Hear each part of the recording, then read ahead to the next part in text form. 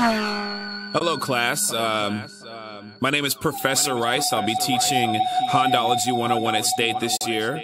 Thank you for signing up for the class. We'll go ahead and get started on lesson number 1, the EF chassis in your green textbook, page 2. Lesson number 1, 8891 EF Civics, the one with the cable actuated transmission. They cool if you switching them out to hydraulic, but motor mount kits make the header sit awkward. Lesson 2, EG chassis, 7-fold, got the best horsepower to weight ratio. The only con, there's no front end conversion shit from Japan. That's why everybody rock body kit. Next, the EK 96 to 2K Civic, built well, hella quiet when you scraping in it. Sounding in everywhere and got sturdy suspension, which makes them heavy so they slow unless you swap the engine. Finally, we come to EPs and FAs with shitty ass aftermarket support unless your ass rolling K. And if you buying K Pro, that shit'll break your bank. Lesson complete. Next lesson, INTEGRA, Hondology. Attention class, open your textbooks. We'll review today's lessons. Hondology. We'll review pros and cons of various models and answer all your questions. Hondology. Please study these different chapters. Also, we'll discuss different chassis. Hondology.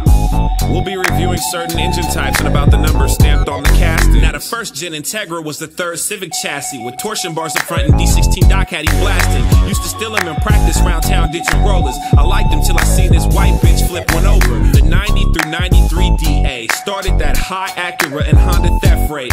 Vietnamese D-boys used to put screens in them, and they hella quick introducing the B18 engine. Next is the infamous DB and DC Bubble Eye hatch and 4-door Integra batch. That car right there made Honda street racing legendary. Just for that, having VTEC became necessary. And last but not least, the RSX. Should've made a 4-door, brought the Type R to the States, but they brought that mess. But Acura didn't keep the name, that's why nobody bought it. Thank you, class. Professor Rice, dropping all this knowledge. Hondology.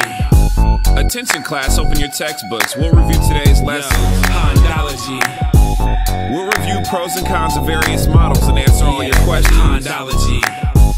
Please study these different chapters. Also, we'll discuss different chassis. Hondology.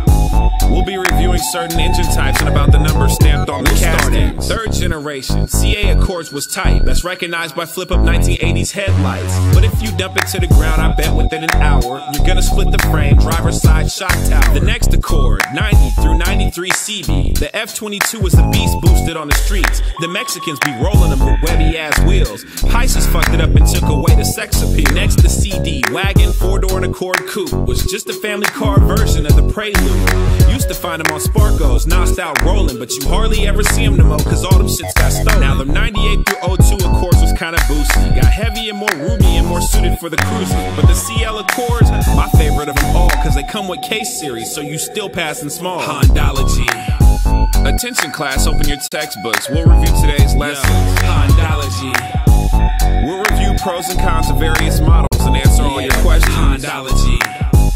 Please study these different chapters. Also, we'll discuss different chassis. Hondology. We'll be reviewing certain engine types and about the numbers stamped on the castings. Thank you, class. That will conclude today's lessons.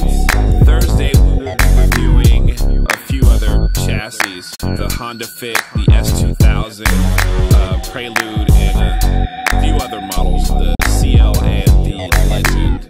Don't forget to study chapter 4, 5, and 6, and we'll see you on Thursday.